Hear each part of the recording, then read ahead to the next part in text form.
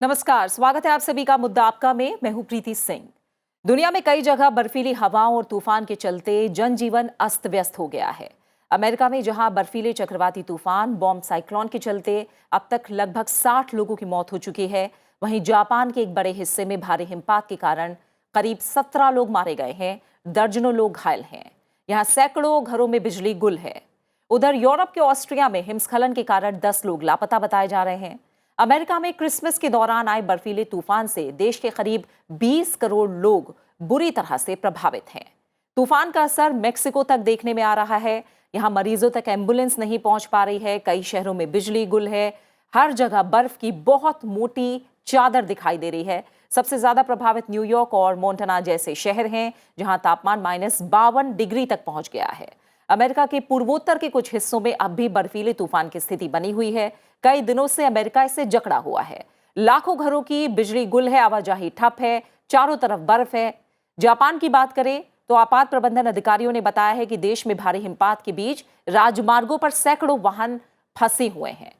Austria में उधर हिमस्खलन जारी है और यहां जुएर्स कस्बे के पास लोगों के बर्फ में दबे होने की आशंका है। अमेरिका में आए बॉम्ब साइक्लोन को सदी का सबसे भयावह तूफान बताया जा रहा है। मुद्दा आपका में आज हम समझने की कोशिश करेंगे कि आखिर क्या है बम चक्रवात, साथ ही क्यों दुनिया के अलग अलग हिस्सों में बर्फ कहर बर पा रही है, यह स्थिति कैसे बनी और ऐसी तबाही क्यों मच रही है, और मौसम में आ रहे बदलावों के दुनिया और भारत के लिए क्या है संकेत। और इस पर चर्चा के लिए मेरे साथ मौजूद है 3 खास मेहमान। मेरे साथ जुड़े हैं professor Somnath बैद्य Roy, head centre for atmospheric sciences, IIT Delhi. आपका बहुत बहुत स्वागत है प्रोफेसर रॉय, शुक्रिया मेरे साथ इस चर्चा में जुड़ने के लिए। R Rashmi, distinguished fellow the energy and resources institute Delhi, आपका भी बहुत बहुत स्वागत है आर रश्मि। इसके अलावा मेरे साथ डॉक्टर मेखला चंद्रा जुड़ी हुई हैं, सीनियर कंसल्टेंट हैं department of internal medicine, shutter medical centre, Sacramento, California, USA. आपका भी बहुत बहुत स्वागत है डॉक्टर चंद्रा। शुरुआत आप ही से डॉक्टर मेखला चंद्रा। मैं सबसे पहले अमेरिका की स्थिति क्या है ये समझना चाहूंगी। आप बताइए कितने भयावह हालात हैं अमेरिका में, साइक्लोन की जो स्थिति है कितनी गंभीर है, नुकसान को लेकर क्या खबरें हैं? जी प्रीति जी, जैसे आपने मेंशन किया कि अमेरिका की स्थिति, यहाँ पे 15 साल से हूँ, हमने इतना भयानक स्टॉर्म कभी नहीं देखा। विंटर्स में पूरा सिर्फ कैलिफोर्निया को छोड़ के हर जगह यहाँ पे स्नो है, ब्लिजर्ड्स हो रहे हैं एंड हर जगह आइसिकल फॉर्मेशन। इवन टेक्सास जैसे स्टेट्स में जो गर्मी के लिए ज्यादा जाने जाते हैं, उन जगह में भी आप आइस एंड स्नो देख सकते हैं। जैसे कि नॉर्थ ईस्ट आपने मेंशन किया, न्यूयॉर्क, मोंटाना, शार्लेट, ये सारे जो कंट्रीज हैं, सॉरी स्टेट्स हैं, देयर मोर इफेक्टेड। बात करें हॉस्पिटलों की, जैसे आपने मेंशन किया कि एम्बुलेंस नहीं पहुंच पा रही पेशेंट्स तक। हम बहुत ज्यादा हाइपोथर्मिया देख रहे हैं हॉस्पिटल के अंदर, इलेक्ट्रिसिटी नहीं है, बैकअप में जा रहे हैं वेंटिलेटर्स, जो मशीन्स हैं हॉस्पिटल्स की। तो काफी लेवल्स तक ये हम सबको अभावित हुआ है। बिल्कुल। आरा रश्मि, मैं थोड़ा सा अब आपसे समझना चाहूंगी कि जैसा हम देख रहे हैं कि सदी का सबसे भयंकर बर्फीला तूफान अमेरिका में, बड़ी तबाही, -52 डिग्री तक तापमान का गिरना, ये हो क्या रहा है और क्यों हो रहा है? बॉम्ब साइक्लोन की जब हम बात करते हैं, क्या होता है, क्यों आते हैं बर्फ के तूफान, कितनी बर्फ गिरेगी, ये कैसे तय होता है, इन चीजों के बारे में बताइए थोड़ा।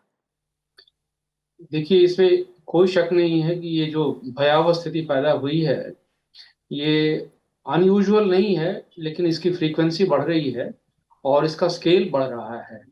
और इसके कुछ लोकल क्लाइमेटिक फैक्टर्स भी इसमें काम करते हैं। एक जनरल क्लाइमेट चेंज का ट्रेंड आप देख ही रहे हैं कि दुनिया भर में ग्लोबली देयर इज जलवायु में परिवर्तन आ रहा है। और यूरोप और अमेरिका के कुछ देशों में, कुछ खासकर इस समय लो प्रेशर विंड का बन जाने से आर्कटिक विंड्स का हमला होता है। उनकी तरफ से आर्कटिक विंड्स का प्रवेश होता है इस रीजन पर, चूंकि यहाँ पर लो प्रेशर बन जाता है। और इस स्थिति में जब आर्कटिक विंड्स आती हैं तो एक बर्फ की बड़ी लहर आती है सारे इन देशों पर, और वो छा गई है। यही इस समय हो रहा है। यह ऐसा अनुमान है कि ये कुछ दिन चलेगा, लेकिन ये थम जाएगा। दिक्कत ये है कि ऐसी भयावह, इतना सीवियर आर्कटिक विंड्स का जो ब्लिजर्ड्स आ रहे हैं, ये कभी पहले ऐसा नहीं हुआ है। इसलिए इसमें कोई दो राय नहीं है कि ये क्लाइमेट चेंज जलवायु परिवर्तन के चलते है, लेकिन इसके साथ साथ इसमें लोकल फैक्टर, क्लाइमेटिक और जियोग्राफिकल फैक्टर्स भी काम कर रहे हैं। ठीक है। पहले भी यूरोप में भी पिछले साल ऐसे ही गर्मी की बहुत बड़ी लहर आई थी। जो आपको याद होगा, यूके और यूरोप के कुछ देशों में लोग परेशान हो गए थे। वहाँ टेम्परेचर 45 डिग्री 50 डिग्री के आसपास पहुंच गया था। इसी तरह से यहाँ इस समय स्नो का ब्लिजर्ड आ रहा है। तो ये एक जलवायु परिवर्तन का नतीजा है, और इसका कारण यह है कि हम अपने ग्लोबल क्लाइमेट को मैनेज ठीक से नहीं कर पा रहे हैं। इसमें एटमॉस्फेरिक कॉन्सेंट्रेशन जो ग्लोबली वार्मिंग गैसेस का है, वो एक थ्रेशोल्ड से काफी ज्यादा बढ़ चुका है, और इसलिए हमारा टेम्परेचर राइज है, ओशियानिक सी लेवल है, आर्कटिक विंड्स का मूवमेंट है, इन सब चीजों पर एक बहुत गहरा असर पड़ रहा है। और ये इस तरह के नुकसान, इस तरह के डिजास्टर्स इसी का नतीजा है। जी। इन देशों में, जहां पर विकसित देशों में ये हो रहा है, वहां तो कम से कम उनके पास इंफ्रास्ट्रक्चर है और रिसोर्सेज हैं, जिसके चलते वो उनका डिजास्टर मैनेजमेंट सिस्टम बहुत पक्का है, जी। इसलिए वो इस स्थिति से उभर आएंगे। लेकिन अगर ये हमला, इस तरह की जलवायु परिवर्तन और इस तरह के डिजास्टर्स अगर विकसित विकासशील देशों में और हमारे एशिया के और अफ्रीका के देशों में हो, तो ये एक बड़ी भयावह स्थिति होगी। इसमें सिर्फ माल का ही नहीं, बल्कि आदमियों की जानों का खतरा भी है, और इससे पूरे विश्व को मिलकर निपटना होगा। इसके लिए क्लाइमेट चेंज का जो पेरिस एग्रीमेंट है, उसके तहत बातचीत चल रही है। जो लॉस एंड डैमेज है जो जलवायु परिवर्तन के चलते होता है, उसके लिए एक प्रबंध किया जा रहा है कि जो कमजोर देश हैं उनके लिए एक वित्तीय व्यवस्था हो, बिल्कुल। इसके बारे में मैं आर रश्मि जी सर, मैं इसके बारे में आपसे जरूर समझूंगी कि ये बड़ा चैलेंज हम दुनिया के सामने है, और आप जिस तरह से बात कर रहे हैं कि जब विकासशील देशों पर अगर इस तरह का खतरा आता है तो इसके लिए किस तरह की तैयारियां हैं, क्या उपाय किए जा रहे हैं, इसके बारे में मैं आपसे आगे समझूंगी। प्रोफेसर रॉय, आपका एक कमेंट लेना चाहूंगी। आप इसे लेकर किस तरह का विश्लेषण कर पा रहे हैं? अमेरिका के साथ साथ जापान में भी स्थिति ठीक नहीं है, ऑस्ट्रिया में हिमस्खलन की घटनाएं, क्या जियोग्राफिकल सिचुएशन के कारण ऐसी स्थिति हो रही है? और ऐसी स्थिति की कल्पना या अंदाजा क्या हमें था? क्योंकि ग्लोबल वार्मिंग, क्लाइमेट चेंज की बात हम लगातार कई सालों से कर रहे हैं। क्या ऐसी स्थिति का अंदाजा हमें था, और ये हालात कितने दिन तक और बने रह सकते हैं? मैं आपको सबसे पहले thank you, very interesting question. Actually bomb cyclone के बारे में थोड़ा बताना चाहूंगा जी। बॉम्ब साइक्लोन क्या है कि साइक्लोन जब हम लोग सोचते हैं तो साइक्लोन एक्चुअली एक तूफान है जिसमें आवर्तन होता है। और इंडिया में हम लोग जब साइक्लोन सोचते हैं तो उसको हम लोग ट्रॉपिकल साइक्लोन, जो कि बे ऑफ बंगाल, अरेबियन सी, इसमें पैदा होते हैं, इधर से आता है ओडिशा, वेस्ट बंगाल, यही सोचते हैं। लेकिन ये हुआ एक दूसरा टाइप का साइक्लोन जो कि उत्तर के तरफ से आता है, पोलर रीजियन से।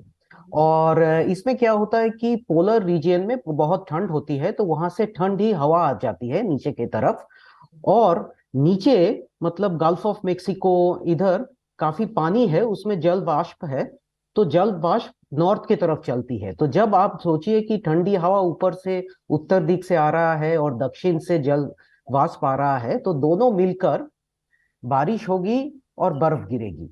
बस यही है साइक्लोन। मिड लैटिट्यूड साइक्लोन कहते हैं हम इसको, जो कि हमारा जो ट्रॉपिकल साइक्लोन है उससे थोड़ा सा अलग है इसका चेहरा ना। अभी बॉम्ब साइक्लोन क्या है? साइक्लोन के बीच में लो प्रेशर होता है, तो और ये प्रेशर कमता जाता है धीरे धीरे, हम सबकी को पता है। लेकिन बॉम्ब साइक्लोन में ये प्रेशर कमने का जो रफ्तार है वो बहुत तेज है। मतलब एक दिन में 24 मिलीबार कम होना, तभी बॉम्ब साइक्लोन बनता है। ये जो साइक्लोन है ये एक generation, once in a generation बोल रहे हैं इनको, या वंस इन अ सेंचुरी, कारण कि एक दिन में 35 मिलीबार कम हो गया। तो इतना रफ्तार था साइक्लोन का इंटेंसिफिकेशन का। तो अभी ये रहा, ये स्टॉर्म का नाम है एलियट। ये अभी मैं ग्लोबल वार्मिंग के बारे में थोड़ा बताऊंगा, इसका कनेक्शन क्या है, जैसे कि मेरा प्रीवियस रश्मि जी ने भी बताया। देखिए, ग्लोबल वार्मिंग में जितने सारे कंप्यूटर मॉडल्स है जो फोरकास्ट है, ये इसमें से मतलब बहुत ही क्लियर है, इस टाइप का एक्सट्रीम इवेंट्स जो है वो बढ़ता जाएगा। एक्सट्रीम इवेंट्स मतलब हीट वेव हो सकता है, ड्राउट हो सकता है, साइक्लोन हो सकता है, ये सब, इसका फ्रीक्वेंसी बढ़ेगा, इंटेंसिटी, सिवियरिटी, ये सब बढ़ेगा। ये पर्टिकुलर ये tropic cyclonic storm Elliott global warming के कारण या नहीं, एज अ साइंटिस्ट अगर आप मुझे पूछे तो मैं बोलूंगा कि 1 महीने का टाइम दीजिए। दुनिया में 3 टीम है जो कि इसी पर रिसर्च करते हैं। जब भी कोई स्टॉर्म आता है, ये लोग कंप्यूटर सिमुलेशन करके ये तय करते हैं कि ये रैंडमली हुआ है, ये क्लाइमेट चेंज के कारण। मेरा एक कॉलीग है प्रोफेसर कृष्णा अच्युता राव, वो भी इसी टीम में शामिल है। तो 1 महीने के अंदर ये लोग कि certainly due to global warming या certainly due to random factors ये बता सकते हैं। लेकिन अगर आप मेरा ओपिनियन मांगे तो मैं बोलूंगा कि very high probability, just like Rashmi ji ने बताया थोड़ी देर पहले, कि very high probability that this kind of extreme event जो कि जापान में, यूरोप में, और सिर्फ स्टॉर्म्स नहीं, हीट वेव, इन सब एक्सट्रीम इवेंट्स ये क्लाइमेट चेंज के कारण ही बढ़ रहा है। डॉक्टर मेखला चंद्रा, समझना चाहूंगी कि जब हम एक्सट्रीम वेदर कंडीशंस की बात करते हैं तो थोड़ा हमें बताइए, क्या इंसानी शरीर इस तरह के या फिर जो अलग अलग जीव जंतु हैं, क्या इस तरह के एक्सट्रीम वेदर कंडीशंस को झेलने के लिए तैयार है? किस तरह के सेफ्टी प्रिकॉशंस हैं या क्या आम प्रिकॉशंस हैं जो अभी तक सलाह दी गई है जिनके बारे में और आप भी बताना चाहेंगे? जो हमारी बॉडी है वो इन एक्सट्रीम टेम्परेचर्स को हैंडल करने के लिए नहीं बनी है। इसलिए जैसे कि बहुत हीट हो जाती है तो आप हीट वेव्स का नाम सुनते हैं, लोग पास आउट हो जाते हैं, चक्कर आते हैं, गर्मियों में हम कहते हैं लू लग गई है। उसी तरीके से जैसे विंटर्स में है हाइपोथर्मिया हो जाता है, आपको फ्रॉस्ट बाइट हो जाती है। तो आजकल हमारे हॉस्पिटलों में हमें यही देखने को मिल रहा है, कैलिफोर्निया और अमंग अदर स्टेट्स यूएस के, फ्रॉस्ट बाइट्स हो रही है। जो होमलेस लोग है, स्पेशली जिनके घर पे आपके यहाँ पे ईंधन नहीं है, आपकी गैस हीटिंग नहीं है, उन लोगों में ज्यादा दिख रहा है एक्सट्रीम टेम्परेचर, जो जिनके पास ब्लैंकेट्स नहीं है। तो हमारी बॉडी बिल्कुल ये एक्सट्रीम टेम्परेचर सहन करने के लिए नहीं बनी है। जी, तो क्या क्या प्रिकॉशंस आप बताना चाहेंगी? प्रिकॉशंस आई वुड से कि ऑब्वियसली अप्रोप्रिएट कपड़े पहने, उसके वेयरिंग करें। बहुत बार ऐसा होता है कि आप गैस चलाते हैं तो कार्बन मोनोऑक्साइड करके एक चीज होती है जिसकी पॉइजनिंग से काफी लोग की डेथ हो जाती है। इट्स आपको वो गैस स्मेल नहीं आती है, आपको गैस वो दिखती नहीं है, बट यहाँ पे अमेरिका में यूजुअली इसी से ही हीटिंग होती है।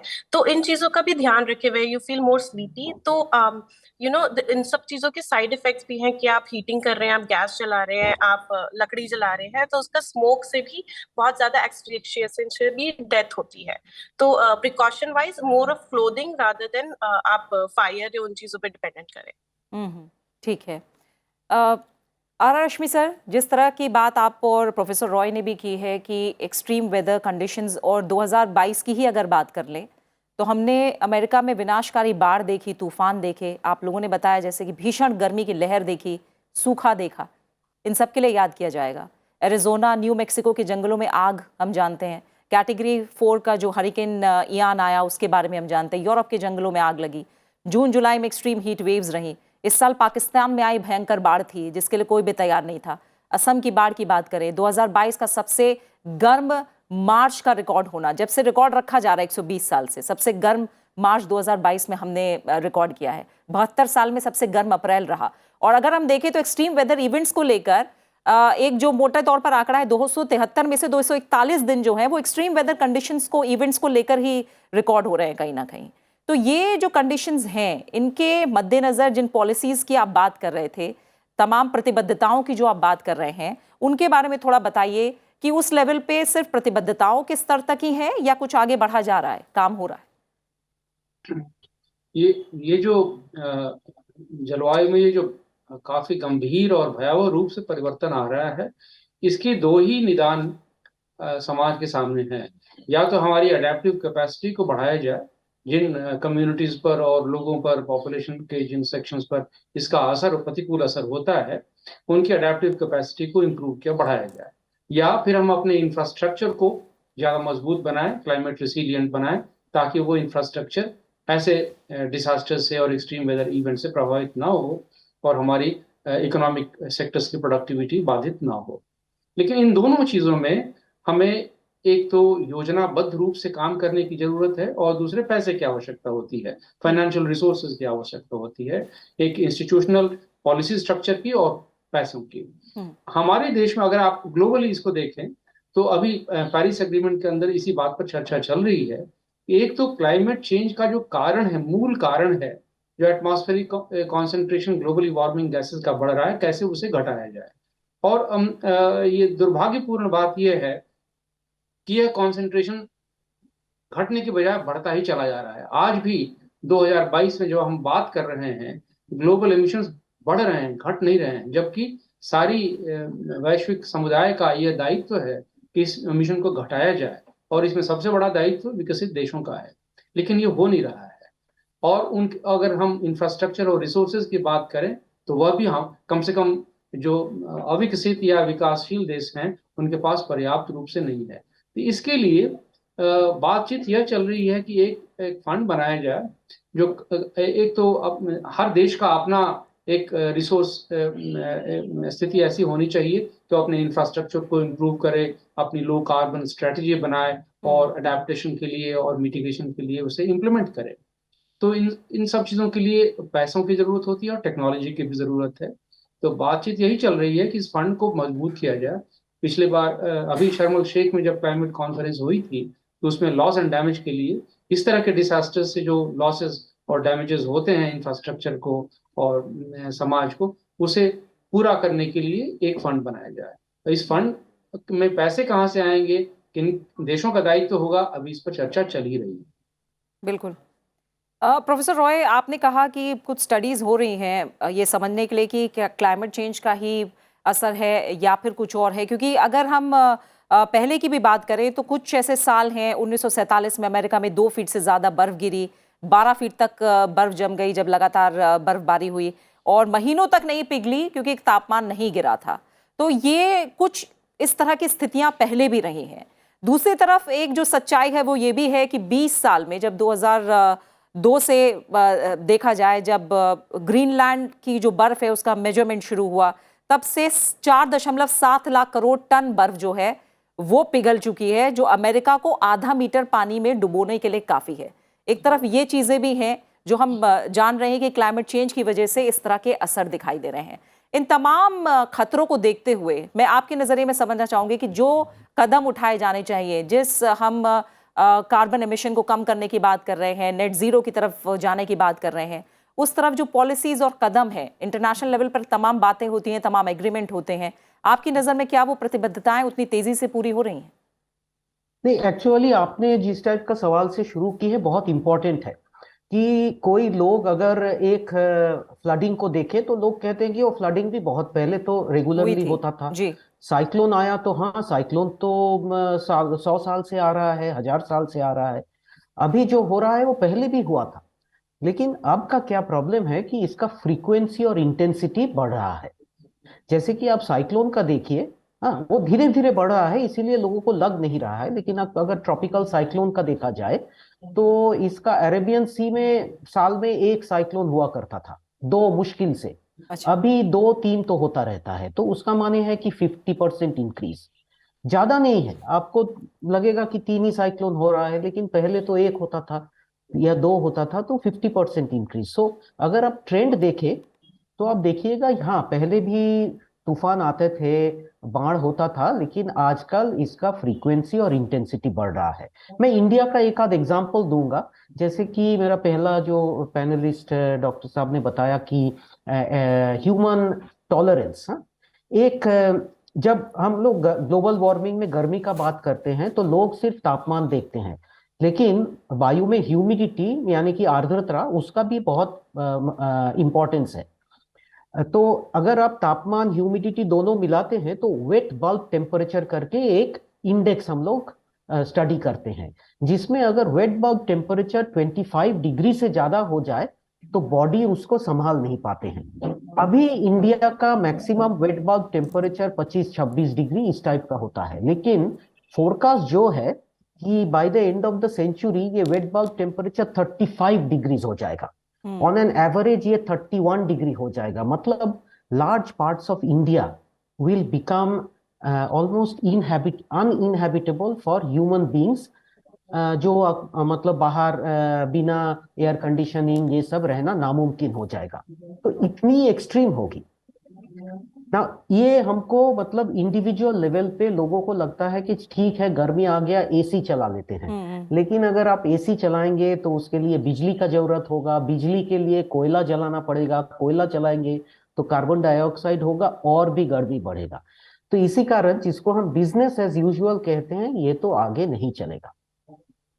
तो इसका जो मतलब जैसे कि रश्मि जी ने पहले बोला कि कई सारे एक इंटरनेशनल लेवल पे एफर्ट होनी चाहिए, क्योंकि अगर साइंटिफिकली पे देखा जाए ये स्टॉर्म एलियट को लीजिए, ये उत्तर से आ रहा है ठंडी हवा, दक्षिण से आ रहा है वाटर वेपर बाष्प, तो मतलब इसका एक ग्लोबल मैनिफेस्टेशन है, इम्पैक्ट भी ग्लोबल है। तो इससे लड़ने के लिए जो पार्टनरशिप होना चाहिए वो ग्लोबल ही होनी चाहिए। लेकिन क्या हो रहा है कि मतलब मेरे ख्याल से जो देशों में मतलब जैसे कि आइलैंड नेशंस जिसमें खतरा और ज्यादा है, उन लोगों को मेरे ख्याल से, फिर ऊपर से कोस्टल कम्युनिटीज जहाँ वल्नरेबिलिटी ज्यादा है, इन लोगों को हेल्प चाहिए होगा, और इसके लिए एक ग्लोबल पार्टनरशिप चाहिए कि जहाँ वल्नरेबल कम्युनिटीज है वहां तक हेल्प पहुंचाए। लेकिन मेरे ख्याल से लोग इस टाइप का ग्लोबल एंड रीजियोनल जो कनेक्शन है, इस टाइप का हम लोग सोचते नहीं है, हमारा सोच ज्यादा लोकल है। तो मेरे ख्याल से ये सोच थोड़ा बदलना चाहिए, होता है एक जी। लेवल पे, लेकिन जितने सारे मतलब स्टेप्स लिया जा रहा है वो नेशनल लेवल पे हो रहा है, global partnership is not very strong. So that is what I think needs to be done, कि ग्लोबल रीजियोनल लोकल एक सिनर्जिस्टिक कनेक्शन होनी चाहिए, तभी हम लोग ये ग्लोबल वार्मिंग से लड़ पाएंगे। बिल्कुल। डॉक्टर मेघला चंद्रा, मैं समझना चाहूंगी डॉक्टर्स के लिए या स्वास्थ्य कर्मियों की जब हम बात करते हैं, उनके चैलेंजेस क्या हो जाते हैं ऐसे एक्सट्रीम वेदर कंडीशंस में, मैं कहूँ जो उसके पीड़ित हैं उन्हें देखने के लिए, क्योंकि खुद भी वो इंसान है, खुद भी ऐसे कंडीशंस को झेल रहे हैं, और ऐसे में जो पीड़ित हैं उनका इलाज करना, उन्हें सही इलाज देना, आप लोगों के सामने क्या चैलेंजेस होते हैं? आई एम सो थैंकफुल कि आपने ये सवाल पूछा, क्योंकि हम लोग अपने पेशेंट्स को सर्व करते रह जाते हैं एंड लोग भूल जाते हैं कि डॉक्टर लोग भी इंसान हैं, उनके भी परिवार है, बच्चे हैं। अब मैं आपको एग्जांपल देती हूँ, जैसे मेरे सारे कलीग्स और मैं, हम लोग काफी टाइम से अपने बच्चों को नहीं देख पा रहे क्योंकि हम हॉस्पिटल में जैसे स्टक हैं, बहुत ज्यादा स्नो है बाहर। आपने एम्बुलेंस का एग्जांपल दिया, तो वो पर्सनल लाइफ पे तो इफेक्ट करता ही है, पर आप पेशेंट्स को देखते हैं, उनका दुख देखते हैं, उनकी फैमिली नहीं विजिट कर पा रही, जैसे कोविड के दौरान हो गया था। तो मेंटल फिटीग, फिजिकल फिटीग, प्लस आपके रिसोर्सेज की कमी है, आपका हॉस्पिटल बैकअप जनरेटर पे चल रहा है, समटाइम्स ऑक्सीजन रन आउट होने का, वेंटिलेटर का, ये सारी डिफरेंट लेवल्स पे इम्पैक्ट करते हैं both patient and the hospital staff, not only doctors but nurses का भी। तो वेरी वेरी थैंकफुल कि आपने क्वेश्चन पूछा। एंड अब इसमें you just have to be human and carry on. और आपके थ्रू मैं बस एक ही चीज कहना चाहूंगी कि आपने मुझसे अर्लियर पूछा कि इसमें हम कैसे प्रिकॉशंस वगैरह ले सकते हैं। जी। इसका एक ही आंसर है कि अपनी इम्यूनिटी बढ़ाएं एट पर्सनल लेवल, अपने बच्चों को और जो बुजुर्ग लोग हैं उनको ज्यादा ध्यान दें, उनको संभाल के, मतलब एक्सपोजर से थोड़ा कम एक्सपोज रखें उनकी रिस्क में। तो प्लीज अपने जो भी आपकी वैक्सीनेशन है, इम्यूनिटी है, खाना है जो हमारे आयुर्वेदा में है, उन सबको बूस्ट करें। बिल्कुल, अपने स्तर पर लड़ाई ऐसे ही, इंडिविजुअल लेवल पर जो लड़ाई है वो ऐसे ही लड़ी जा सकेगी। आर रश्मि सर, अगर भारत के सामने चैलेंजेस की मैं बात करूं, आपने बताया विकसित विकासशील देश, पॉलिसी लेवल फंड की बात की, भारत जो इस तरह की अगर चुनौतियां हैं, जो कि हम जानते हैं कि क्लाइमेट चेंज की वजह से जो एक्सट्रीम वेदर कंडीशंस हैं वो आप लोग भी बता रहे हैं कि बार बार अब घट रही हैं, भारत कितना तैयार है? देखिए, जहाँ तक डिजास्टर्स की बात है, और अभी साइक्लोन्स की बात हमारे पैनलिस्ट ने की, तो डिजास्टर्स को हैंडल करने के मामले में भारत ने अच्छा काम किया है। कोस्टल रीजन्स पर पहले जो बड़े बड़े तूफान आते थे और हजारों और लाखों की संख्या में लोगों की जानें जाती थी, वो अब घट गया है। बल्कि अब जीवन, लाइफ के लॉस के इंसिडेंट्स बहुत कम हो गए हैं। अभी भी इंफ्रास्ट्रक्चर और फिजिकल प्रॉपर्टीज का, एसेट्स का डैमेज होता है, लेकिन वो पहले से काफी कम है, क्योंकि अब शेल्टर वगैरह की व्यवस्था हो गई है, अर्ली वार्निंग सिस्टम्स बन गए हैं।